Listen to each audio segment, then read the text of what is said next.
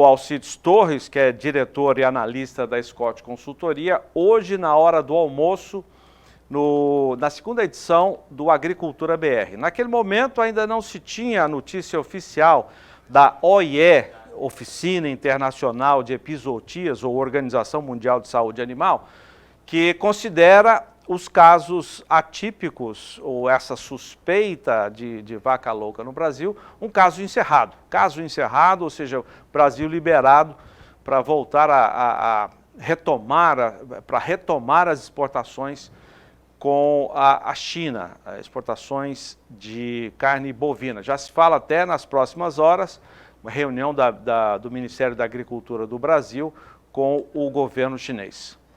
Não foi a primeira vez, como nós já até dissemos na semana passada, lembramos de um caso de Mato Grosso também, de 2019, não foi a primeira vez, mas o que deve ser feito para evitar novas ocorrências desses casos atípicos da doença? A vaca louca, doença que interfere no consumo humano, atinge os seres humanos, a gente sabe o que tem que ser evitado, é não dar ração de origem animal para os animais. Agora, esses casos atípicos, o que deve ser feito para evitar novas ocorrências? Nós vamos conversar com o doutor Cláudio Barros, que é médico veterinário com doutorado em patologia. Vou resumir o currículo dele. Doutorado em patologia nos Estados Unidos e pós-doutorado em patologia na Alemanha. É professor aposentado da Universidade Federal de Santa Maria, no Rio Grande do Sul, e membro do Comitê Científico de Encefalopatias Espongiformes Transmissíveis para assessoramento do Ministério da Agricultura brasileiro. É também membro do Colégio Brasileiro de Patologia Animal. Gentilmente, ele vai conversar conosco pela internet. Vamos então até ele em Santa Maria, no Rio Grande do Sul. Professor, doutor, muito obrigado pela sua entrevista aqui ao Mais Pecuária do canal do Boi. Gostaria de saber do senhor como ocorrem esses casos atípicos da doença. Boa tarde, obrigado pela oportunidade. É o seguinte, esses casos atípicos diferem dos chamados casos clássicos porque eles ocorrem espontaneamente, isto é, a doença não é transmitida pelo animal ingerir alimentos contaminados. O agente que causa a doença é originado dentro do organismo animal, sem a prévia infecção.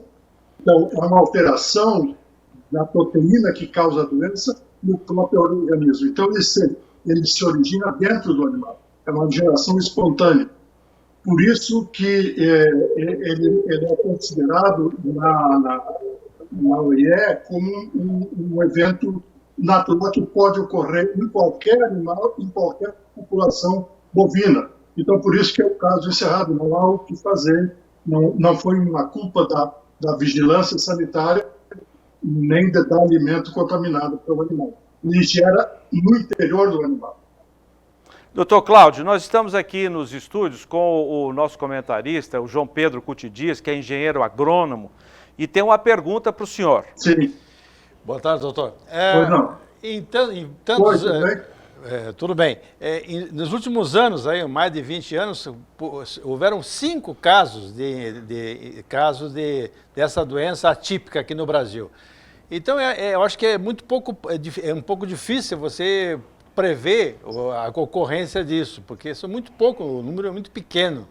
Agora, à medida que o Brasil avança e que haja um trabalho, a produção de carne se torne mais intensiva, mais confinamento, mais semi-confinamento, e o Brasil ocupa um espaço cada vez maior no mercado internacional, que todos os nossos concorrentes estão de olho na gente. Como é que o senhor vê a questão sanitária daqui para frente?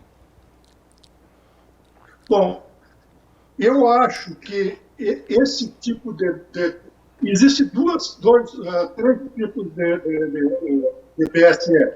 O tipo clássico, esse seria um problema.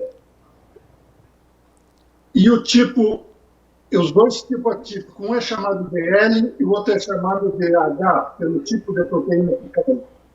Os nossos 5 casos são do tipo H. E como falou antes o apresentador, a OIE já encerrou o caso. Então, isso não interfere na credibilidade sanitária do país. Mas, por outro lado, esses casos atípicos, no momento, não tem como prever quando eles vão ocorrer. Eles podem ocorrer em qualquer lugar, eles não têm uma ligação com o cuidado sanitário com o rebanho, eles podem ocorrer no Mato Grosso, eles podem ocorrer no Rio Grande do Sul, no Maranhão, na Suécia, já ocorreram, tem uma lista disso que você pode ver na literatura, em vários países, são muito, muito raros, e eles estão aparecendo mais agora porque os testes de detecção são muito mais sensíveis. Mas eles existiram sempre. Eles existiram sempre. Eu tenho certeza que esses casos clássicos, chamados casos clássicos, que houve 200 mil casos, foram um caso desses que eram raros, que os ingleses, por uma razão que fica talvez longa para explicar, eles reproduziram esses casos vendendo farinha de osso e farinha de carne contaminada para a alimentação de animais que eram casos esporádicos e foram para o abate.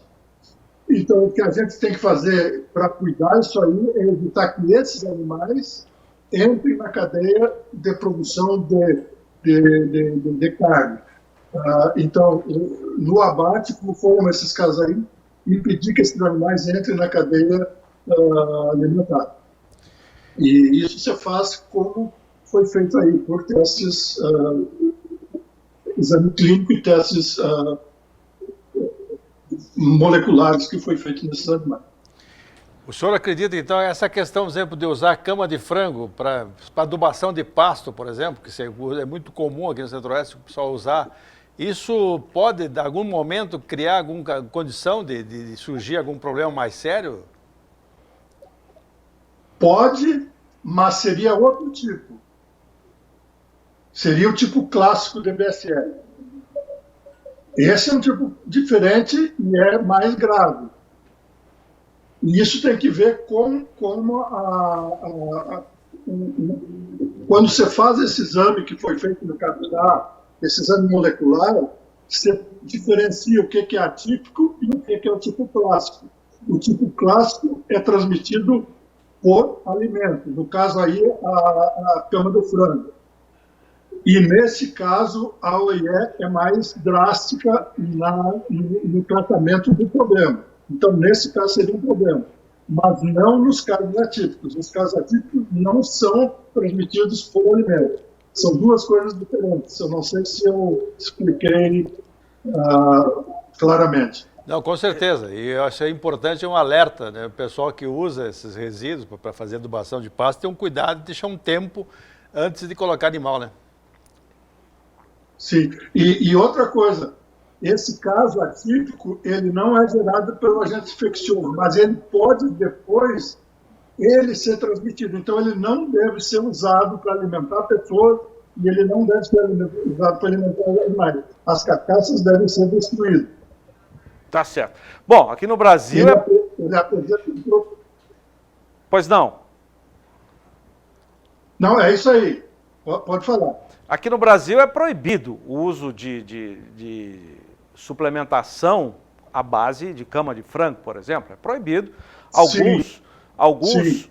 usam, né? A gente sabe, o Instituto Mineiro de Agropecuária agora, até semana passada, divulgou que autuou alguém que estaria usando essa cama de frango, que é proibida. Acontece que as pessoas compram para adubar a pastagem, com esse objetivo, porque ninguém vai chegar na loja e dizer, eu quero cama de frango para dar para o meu rebanho. Não, pede para fazer a adubação das pastagens. Mas quem é mal intencionado pode, em função do preço do milho, da suplementação vegetal, né, e a cama de frango ficar até mais em conta, então usa isso aí, mas é um risco muito grande, né, doutor Cláudio?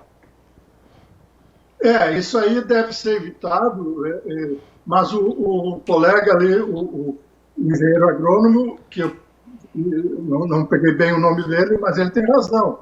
A pessoa tem muita oportunidade de usar e usa em alguns lugares.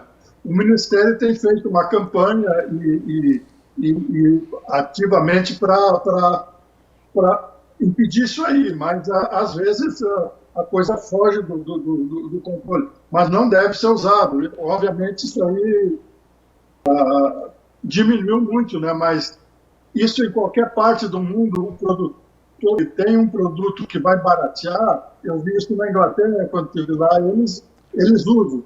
Quando na Inglaterra foi proibida essa farinha de osso, farinha de carne, os que tinham estocado continuaram usando, mesmo que fosse proibido. Doutor Cláudio, isso, graças a Deus, não dá todo dia, né? De vez em quando tem, infelizmente, casos como esses que nós vimos agora, né? Minas Gerais e Mato Grosso. É raro. É raro. Havia uma discussão, é bem raro. Pois não. E antigamente, vamos dizer assim, há 20 anos atrás, esses casos não existiam, só que não tínhamos testes para detectar. Então, esses casos passavam despercebidos. Hoje, os testes de detecção são bem apurados, então esses casos aparecem. Mas esses 5 casos, um foi em 2012, outro em 2014, outro em 2019, e esses 2 em 2021, são poucos casos em todo o Brasil, mas esses passariam devido na época, porque ninguém ia dar bola para isso, ninguém ia examinar esses animais. E hoje, com por exemplo, a consciência que a pessoa tem da doença, ele examina. Então, isso como se diagnostica, isso é um bom sinal de que o sistema de vigilância do país está funcionando. Isso dá um bom sinal lá fora. Eu tenho experiência de falar com o pessoal do exterior, e quando se diagnostica o caso desse aí, ao invés de dar uma má impressão, dá uma boa impressão de que as pessoas estão realmente, vamos dizer assim, alerta para diagnosticar. Que bom. Doutor Cláudio, é possível evitar isso? Que surjam de vez em quando casos como esse? Não tem como evitar. Não tem como evitar. A pessoa pode dizer assim, ter as melhores das intenções, mas esse tipo de atípica não tem como evitar, porque a gente não pode saber quando ela vai aparecer. Então, não tem um exame prévio que vai dizer. A gente pode, o controle da forma clássica, sim, a gente evita não oferecendo ração de frango, farinha de ovo, farinha de carne de origem animal, e aí se evita. Essa outra não, porque ela não é transmitida assim, então a gente não sabe quando o organismo vai fazer isso aí. Então não tem como evitar isso aqui. João Pedro. Então não seria culpa do proprietário, não seria culpa do sistema de vigilância. Então, por isso que a Organização Mundial releva isso aí, porque não é um problema de descaso sanitário. O senhor acha que essa questão de descarte de fêmeas, por exemplo, hoje pensar em vacas carimbo 0, carimbo 1, por exemplo, com 10 anos, 11 anos, seria uma alternativa que o pecuarista poderia fazer? Ora, chegando a uma certa idade, ele dá preferência para terminar esse gado e mandar para o abate? Eu acho que eu acho assim que sim, e que a gente intensificaria o exame nesse grau de... Porque outra coisa que nós não comentamos, que essa doença, ao contrário da outra, se vocês verem esses 5 casos, todos eles estão acima de 10 anos. Então, isso não vai dar em animais novos, isso vai dar em animais de descarte. Então, nesses animais, que deveria ser feito o exame regularmente nesses animais de descarte. Aí a gente está decidindo fazer esse exame no cérebro de todos os animais que fossem abatidos antes que eles entrassem para a cadeia alimentar, nesse grupo etário de animais, acima de 10 anos. Obviamente, seria, eu acho que esse seria um tipo ideal de controle. Doutor Cláudio, como é que o senhor enxerga o sistema de produção de carnes, né, alimento de origem animal no Brasil? O Brasil deve mudar o seu sistema de produção. Hoje é pasto, né, muito bem solidificado e valorizado no mundo, é importante a gente destacar isso. Mas o senhor enxerga que é possível mudar o sistema de produção, não só de carne bovina, vamos falar de suíno também, com relação às matrizes, às porcas, carne de aves. O senhor vê alguma possibilidade de mudança no nosso sistema de produção? Eu digo o seguinte, eu não vejo por que mudar a produção de bovino. Eu acho que isso aí vai bem. Eu acredito que um dia possa faltar espaço, mas não é o caso de a gente fazer muita concentração, porque a gente tem espaço ainda para produzir bovino. Eu digo o seguinte, eu não entendo muito de criação de suíno. Eu sei que o pessoal está atendendo uma acusação extensiva de suíno, mas eu não daria palpite nisso aí, porque eu não entendo muito. Eu acho que a criação de bovinos, como está hoje, ela é sustentável. Eu acho que ela tem, vamos dizer assim, uma agregação, vai ter uma agregação de preço no exterior, porque é mais natural, eu acho mais saudável.